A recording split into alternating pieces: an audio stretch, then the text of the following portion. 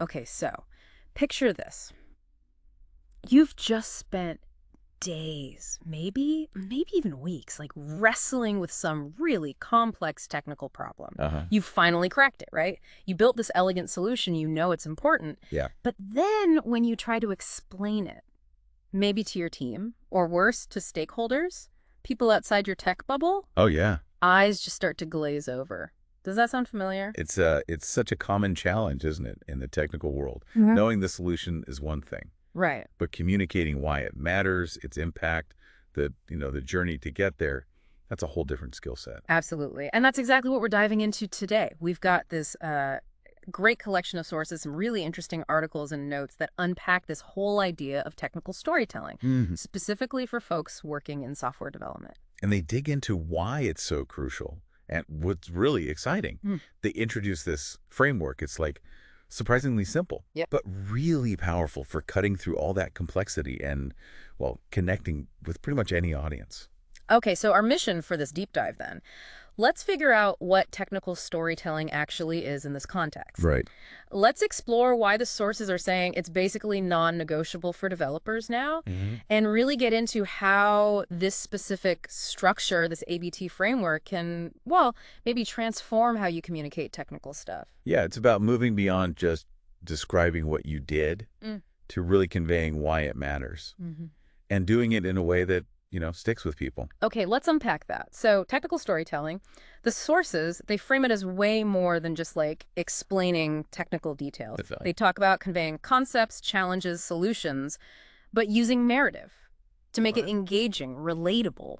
Understandable and, yeah, memorable. That's key. Right. It's basically adding context, maybe some emotion, and definitely structure, Mm. where, purely technical descriptions can just fall flat. So, what the sources highlight then is how these like core elements of normal storytelling, they actually apply perfectly here. Exactly. It's not fairy tales, Right. but thinking about who's involved. The sources mention characters, Okay. which in our world, that could be the users, Yeah. right? Or the stakeholders who need the info, or maybe even the systems themselves, the data. Makes sense. And every good story needs conflict. Yeah. Always. Hmm. So in tech, that's the challenge you face, maybe the bug you were hunting, Ugh, the or a bugs. system limitation you hit, or maybe just the problem the user was actually experiencing.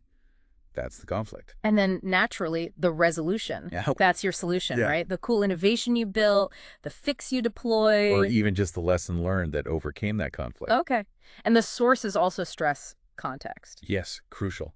Why did this whole thing matter? Right. What was the point of overcoming that conflict with that resolution? What was the impact? That context makes it resonate. So, given all that, why do the sources really insist this is such a vital skill?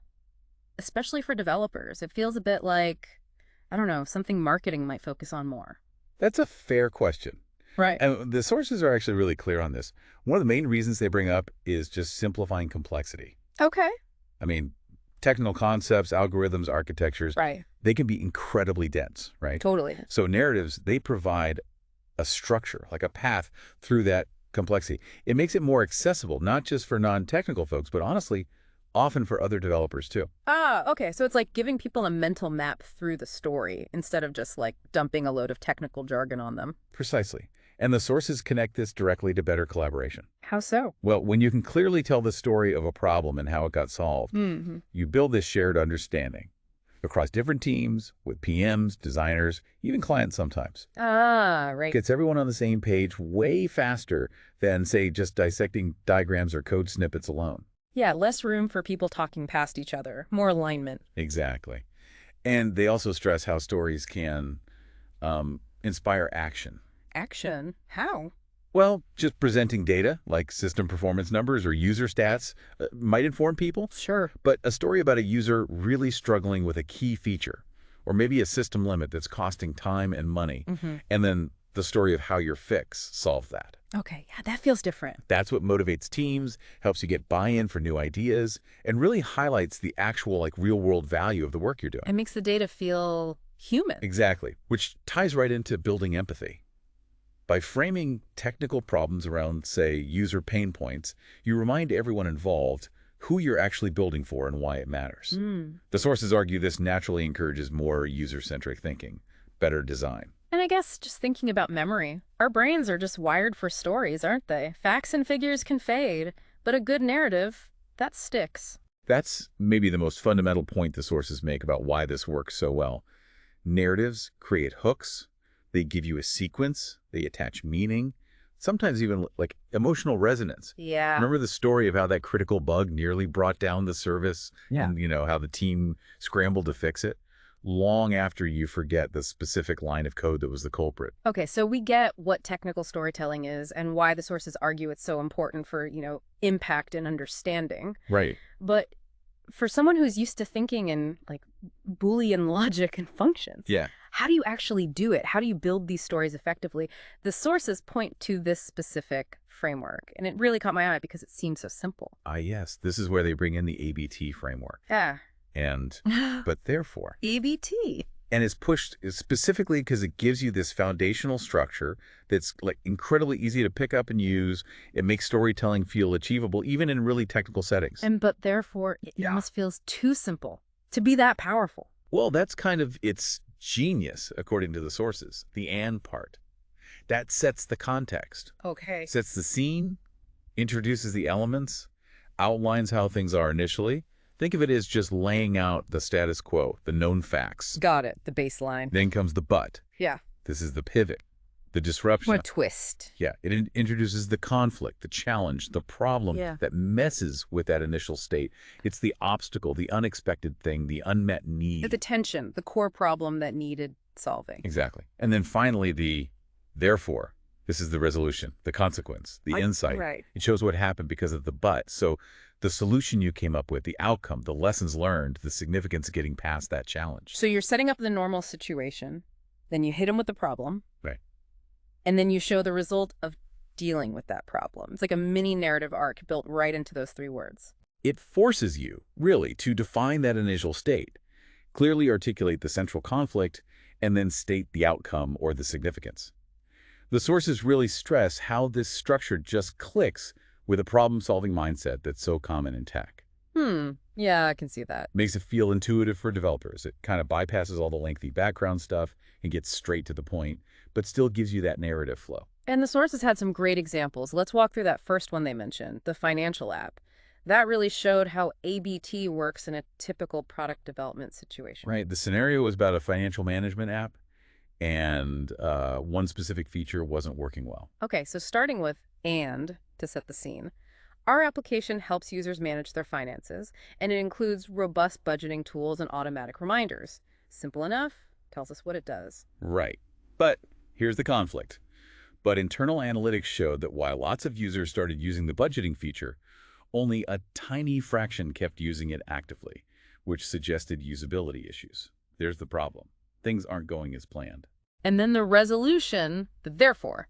Therefore, we ran some targeted user testing, figured out the key pain points, and redesigned the budgeting interface, which resulted in a 40% jump in active weekly users for that feature. See, it creates this really clear, impactful little story. You instantly get the initial goal, the unexpected failure, and then the successful fix and its measurable result. Yeah, it's concise, but it tells the whole story. It connects the technical work, the redesign, the testing directly to a positive business outcome, which is often what stakeholders really need to hear. Makes total sense. And the sources didn't just stop there, right? They showed how you could use this for all sorts of common developer situations. Absolutely. Showed its versatility, like applying it to debugging a critical issue. We've all been there. Oh, yeah. The classic fire drill. How does ABT frame that? Well, the sources lay it out nicely. Start with "and."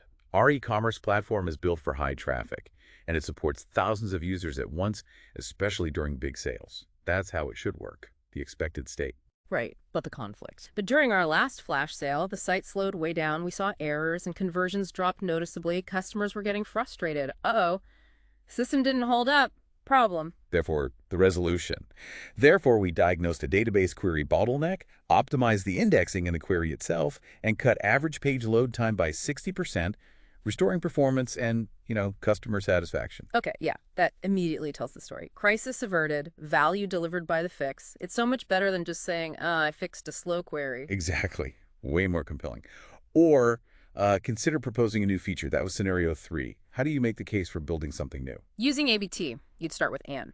Our fitness app helps users track workouts and monitor progress, and it has a growing user base. That's the current state. But the problem, or opportunity. Mm. But many users say they struggle with long-term motivation, which leads to them being inconsistent and abandoning their goals. There's the friction point, the unmet need. Therefore, the pitch. Therefore, we propose adding a gamification system, badges, streaks, that kind of thing, citing research showing these features can boost long-term engagement by up to 40%. See, you framed the new feature not just as a cool idea, but as a direct answer to a known user problem. Right. And you've backed it up with potential impact. It gives context and justification right away. Definitely makes for a stronger, clearer pitch. And the last one they mentioned, scenario 4, was about fixing something that exists but is kind of broken, like a buggy search feature. Yep, the and. Our e-learning platform offers a huge library of courses, and it has a search function to help users find relevant stuff quickly. That's the intention. But the reality. But user feedback showed people were often frustrated with irrelevant or incomplete search results. It was hard to find courses and usage was dropping, so the feature wasn't doing its job. Therefore, the fix and outcome. Therefore, we totally revamped the search algorithm, added things like natural language processing and personalized filters, which led to a 50% jump in search satisfaction scores and actually boosted course registrations too. Okay. So across all these different things, improving a feature, debugging, pitching something new, fixing something broken, ABT gives you this consistent, pretty powerful structure. Yeah, it forces you to boil it down to the essentials. Here's the situation, here's the problem we hit, and here's how we solved it or what happened next. It gets right to the core of the message and why it matters, quickly and hopefully memorably. Which is exactly what the sources argue is needed for technical communication today. In this world of constant information overload, Yeah. you got to cut through. So bringing this back, what does all this mean for you, the person listening right now? Well, it means that getting good at technical storytelling, maybe using a simple tool like ABT, isn't just about, sounding better. It's actually about being more effective in your role. It makes your complex work understandable. It helps you get buy-in. It smooths out collaboration. And it makes sure the value you're creating is actually seen and appreciated. So whether you're, I don't know, explaining some tricky code in a PR comment, presenting progress to management, Or onboarding a newbie onto a complex system. yeah, or even just trying to explain to your friend what you actually do all day, this skill is incredibly valuable. It's really about that shift from being a great technician to also being a great communicator about technical things. And the ABT framework. It's like a simple shortcut to making your points clear, impactful, and, well, sticky. So here's maybe a final thought for you to chew on. The next time you need to communicate something technical could be explaining a bug fix, pitching an idea, describing a system you built.